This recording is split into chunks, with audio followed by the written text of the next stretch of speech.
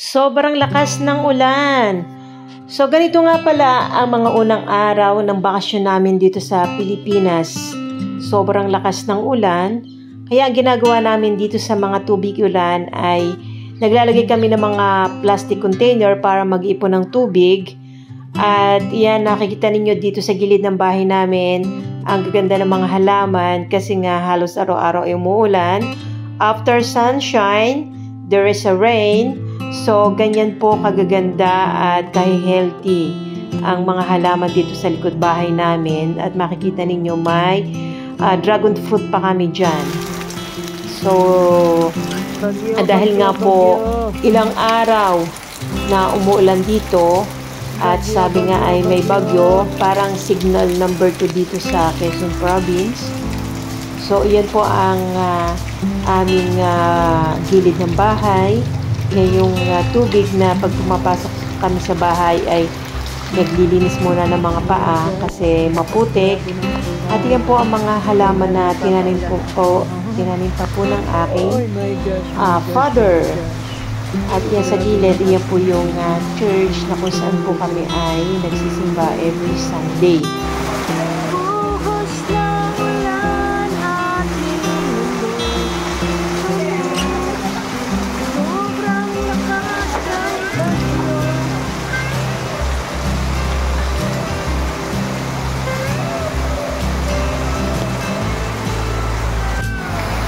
Ayan guys, so nagdesisyon na nga po ako na lumabas at maligo sa ulan.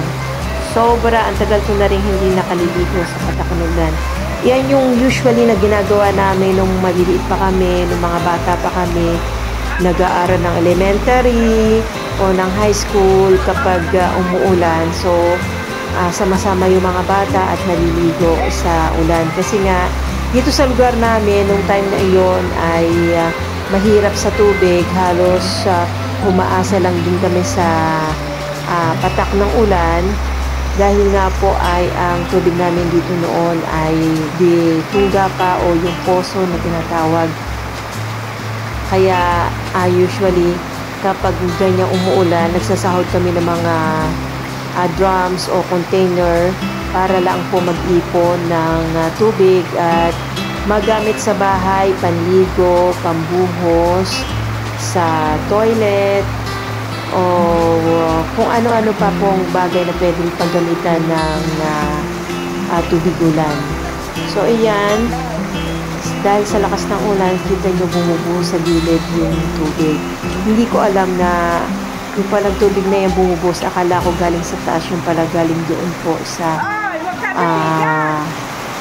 diyan lang po sa sa may samiento sa baba.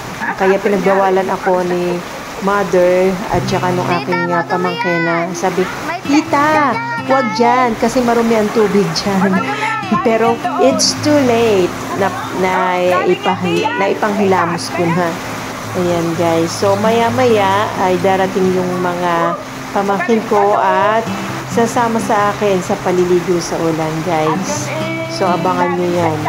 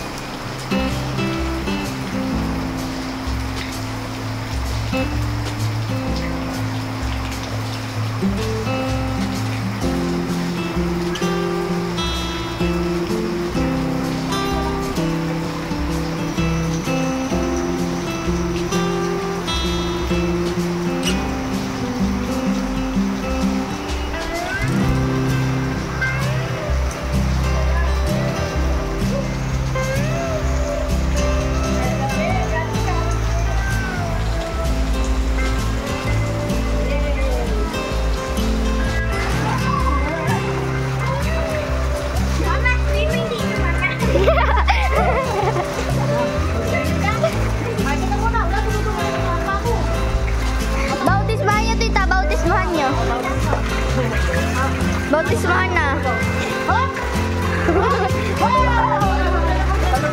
Labog. Wow! Nasa si Jared? Wow! Ang sarap po yun. Opo, ang sarap po. Hello, welcome to my channel. May sinasal si Tita Austin. Wow!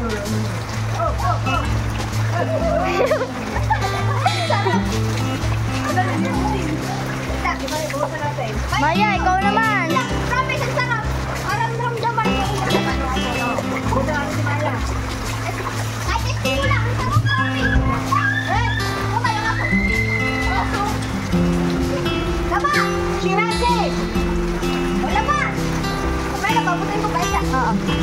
Wow! Labag, labag! 1, 2, wala. Isa pa. 5 seconds, 5 seconds. Maya, 5 seconds. Wala, ikaw ka na. 1, 2, 3, go. 2 seconds lang yata yun. Take out lang. Kanila. Wow! Sige. Wait, 5 minutes. Wala. Ay, pinaglubugan yung tita ng mga paa. Okay lang. Kailangan mo ko ha? 5 minutes. 1, 2, 3. Sige, sila naman. 5 minutes, 5 seconds lang yun. Pwede na pala ito. Ayan na ba?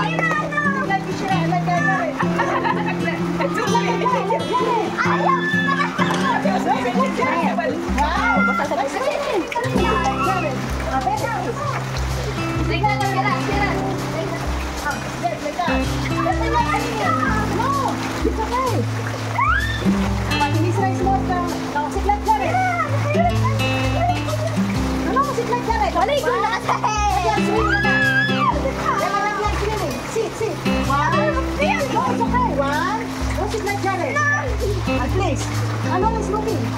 No? Wow, okay.